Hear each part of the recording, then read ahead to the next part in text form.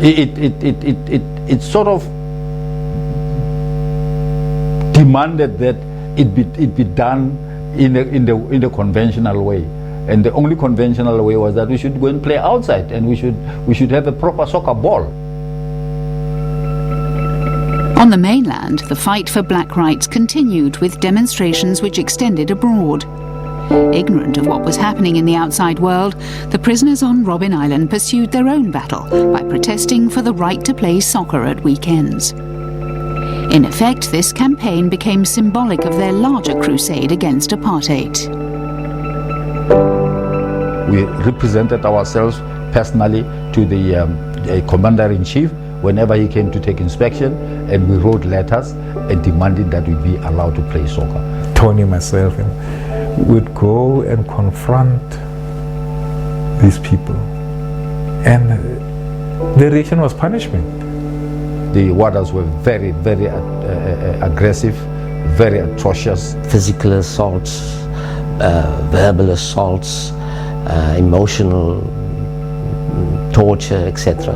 We needed an escape, an outlet from long prison sentences.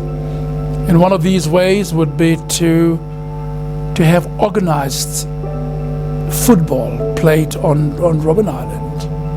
The struggle for better playing conditions was just part of a broader struggle for better treatment as human beings. You'd be right to say that this formed part of, or this was identifiable with the whole ideal of being activists. We're going to stand up for what we believe we are, for what we believe we are worth.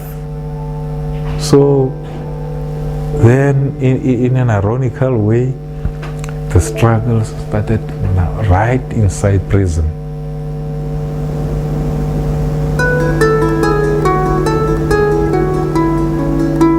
After a number of years, the prison authorities relented, and one day, out of the blue, a prison warder came carrying a soccer ball, and it just threw it at us and says, you always wanted to go and play soccer. There's a soccer ball, go and play. Now, looking back now, I'm not sure whether they grasped the significance of what they conceded, to say, okay, let them play that FIFA football.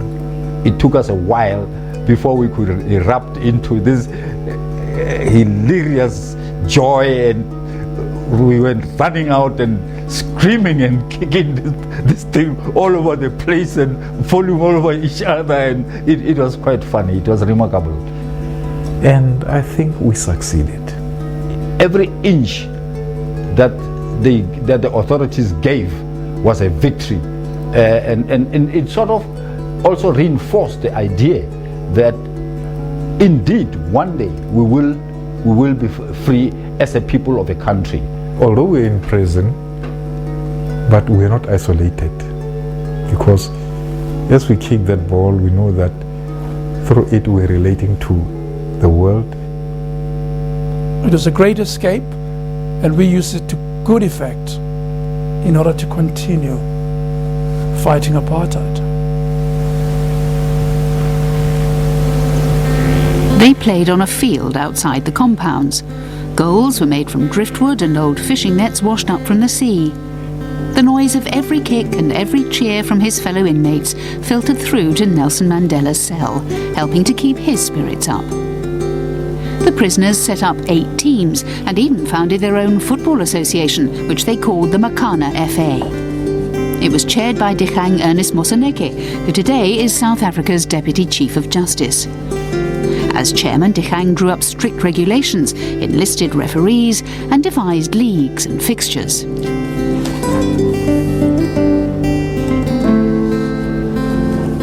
The Makana FA was founded upon organisation, fairness, and accessibility for all. In the prisoners' eyes, things that were the very antithesis of the apartheid regime.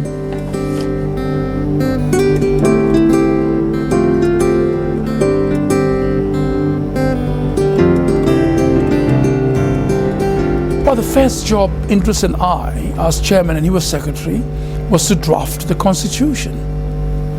So that's the first constitution I drafted in my life, not knowing that in fact later in life, in 1993, when South Africa becomes free, I'll be invited to be part of the drafting committee that wrote up our constitution.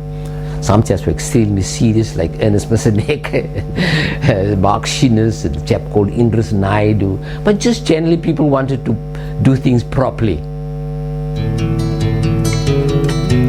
Football brought some much-needed relief to the prisoners' lives and united those from a plethora of political backgrounds. Current South African President Jacob Zuma played, but Nelson Mandela was kept in isolation and banned from participating in the games. Each team was eventually equipped with their own kit, and they garnered strong fan bases amongst the non-playing prisoners. Many rivalries emerged, the fiercest of which was between Mark's team, Gunners, and Anthony's team, Manong, who were regular league champions.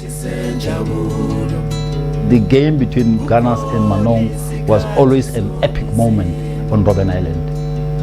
That was what we term as the derby match. When that fixture came, the whole prison came to a standstill. Manong had an attitude towards Gunners. We always had to beat them. It was a given that Manong must beat Gunners. Some of the matches, like when we had to play Manong, people could not even sleep. Football changed the lives of virtually everybody on Robben Island, even the warders. They really became involved, because they could identify with the rules of the game, with individual excellence. I mean, the warders were all. There came a point where the prison warders looked forward to the games on Saturdays.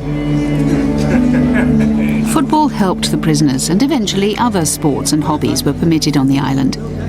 However, as the men came to the end of their sentences, games became less regular and the teams began to disband.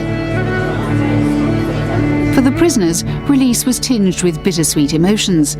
While they were jubilant to be free, they were also upset to be leaving behind their comrades, their teammates, with whom they'd formed the closest of bonds. I've said that many times. It was probably one of the saddest times of my life. It was very difficult to imagine life without these guys. To imagine life anywhere else other than here, where weekend it's Manong against Gunners, or it is this competition against that competition. It explains humanity at best, not at worst. I didn't say I'm going home. I said I'm going outside. I'm going to be released into an environment that I didn't know. Well, it was very emotional, because some of those people, most of them, had been through terrible times, but I was only able to do that because they had become very close to me. It was shattering. I was leaving a part of me behind when I had to leave Robben Island, and that part of me was the friendships I had built over the years, were the certainties I had around me. I knew everybody. I knew what to expect. And we cherish that memory. We look down and say, yes, time have moved on.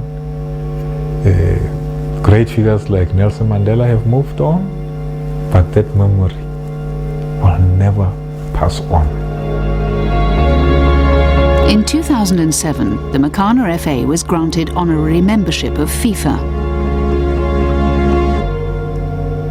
Football was of huge significance to the inmates on Robben Island and in creating the South Africa that we know today. The campaign to play the sport became a means for the prisoners to continue their fight against apartheid. And in setting up their own self-governing association based on equality and fairness, the beautiful game helped in many ways to inspire the creation of the Rainbow Nation.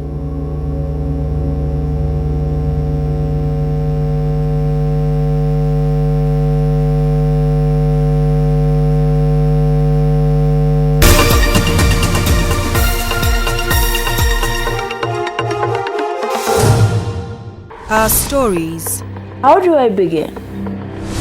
our lives. When all seems to fail, we will raise our voices a bit louder for our justice. Well, I went into absolute shock. My whole body was shaky. I couldn't hold a phone. But there he was. I couldn't believe the nonchalant that they were still in the area 2 weeks later. And in times when the justice system is not able to help us with our individual battles, I'm willing to do anything. What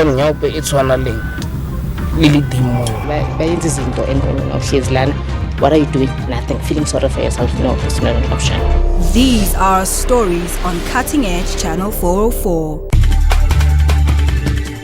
Shervin Bricebys, SABC News, New York. Paul Barber, SABC News, London.